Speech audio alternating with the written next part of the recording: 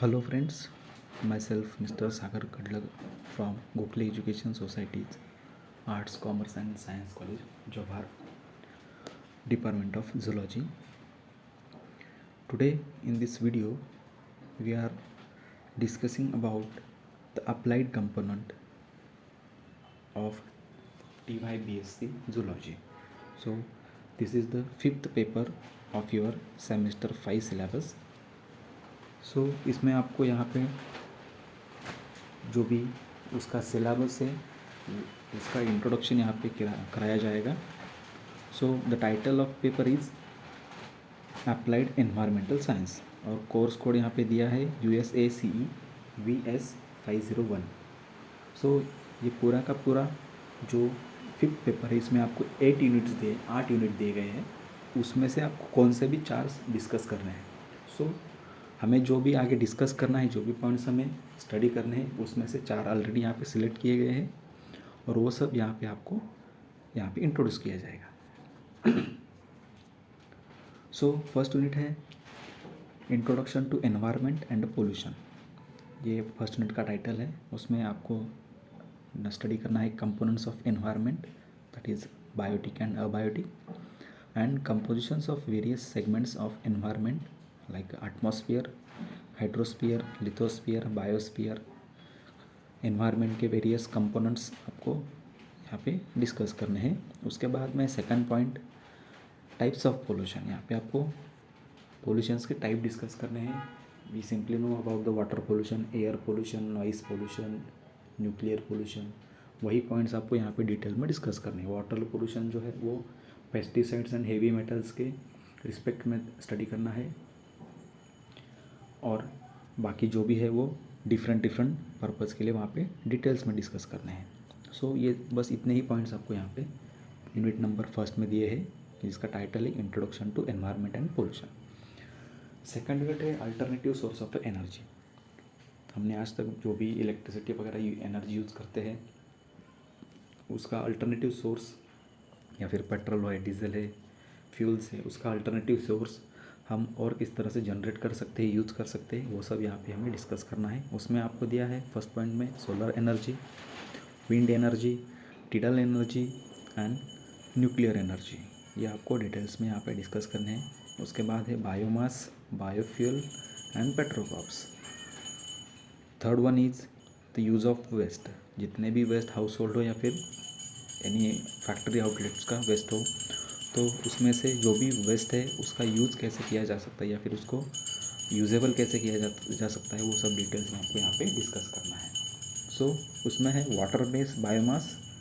उसके बाद में है energy from the waste and solid waste. ये सब यहाँ पे आपको डिटेल में डिस्कस करने हैं. So these are certain points which are going to be discuss in next lectures from the unit number 2. Third unit है ग्रीन और एनवायरमेंटल ऑडिट. अभी इसमें एनवायरमेंटल रिलेटेड जो भी ऑडिटिंग है वो सब आपको यहाँ पे डिस्कस करना है, स्टडी करना है. सो इसमें आपको नियर अबाउट 5 पॉइंट्स है. फर्स्ट वन है concept and economics of pollution control. Second one है environmental accounting, definition, concept and issue. अभी ये जो भी ग्रीन और एनवायरमेंटल ऑडिट ऐसा टाइटल है. सो आपको एनवायरमेंट में कैसे कैसे चेंजेस होते हैं या फिर हो सकते हैं, या फिर इसका क्या इफ़ेक्ट हो सकता है, ये सब जो कंक्लूजन है एज लाइक हम एक्सपेरिमेंट्स करते हैं या फिर कुछ प्रपोज्ड थेरी वहाँ पे रहती है, उसी तरह इसका ऑडिट किया जाता है. मतलब ये इतने चेंजेस हुए हैं, इतने होने वाले हैं या फिर हो सकते हैं, वैसे ही तरह का ये हर एक पॉइंट्स का वहाँ पे डिटेलिंग है.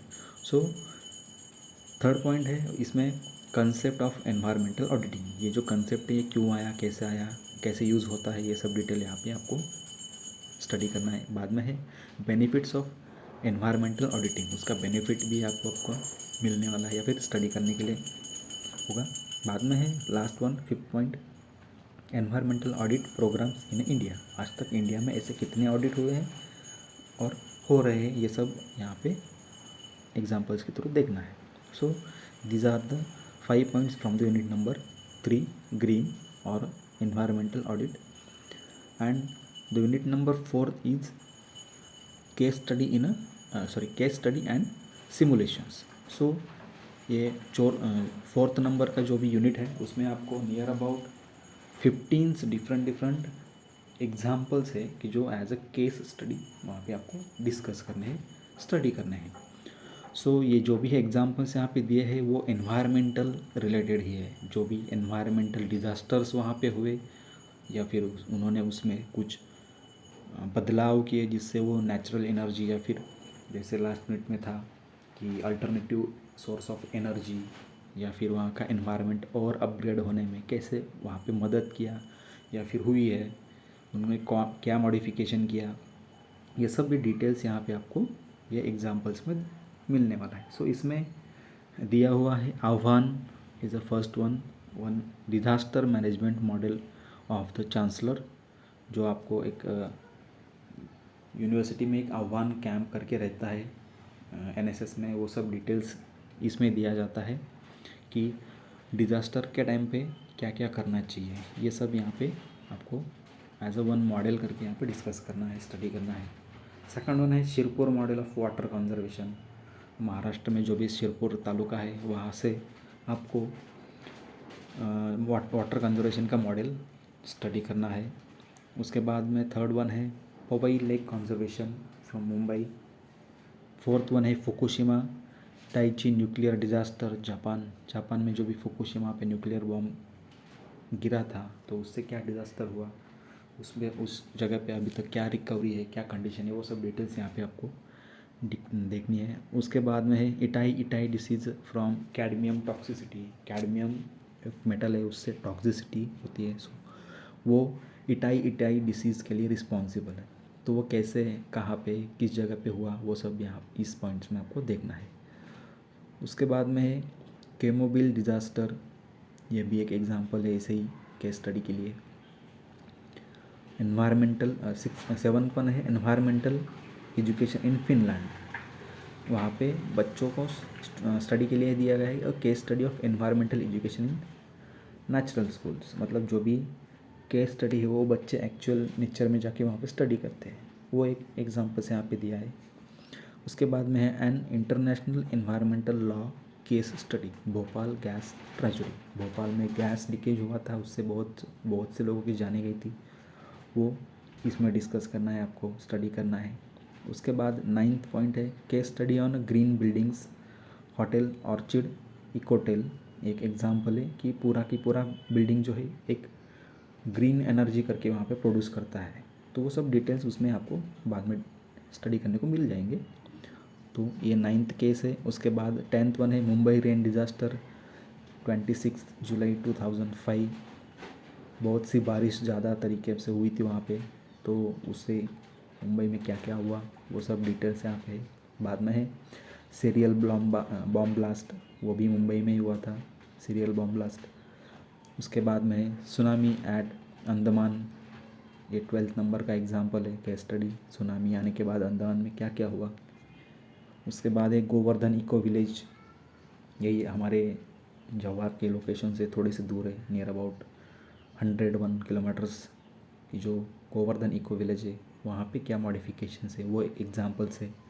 उसके बाद है 14th point planning development of a prescribed land and constraints, that is simulation.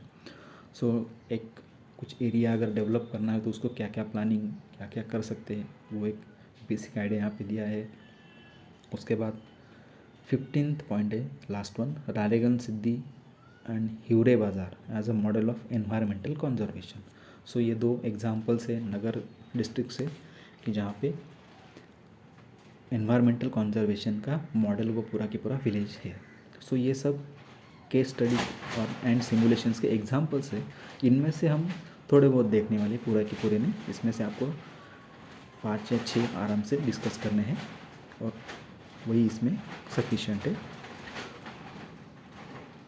So these are the certain examples from 8 units. मतलब ये 4 एक एग्जाम्पल या फिर 4 यूनिट्स है जो हमें यहाँ पे स्टडी करने हैं एनवायरमेंटल साइंस पेपर में। सो ये आपका अप्लाइड कंपोनेंट का टोटल सिलेबस है और इसमें से नेक्स्ट वीडियो से लेकर हम 1 by 1 पॉइंट वहाँ पे स्टार्ट कर देंगे। Thank you.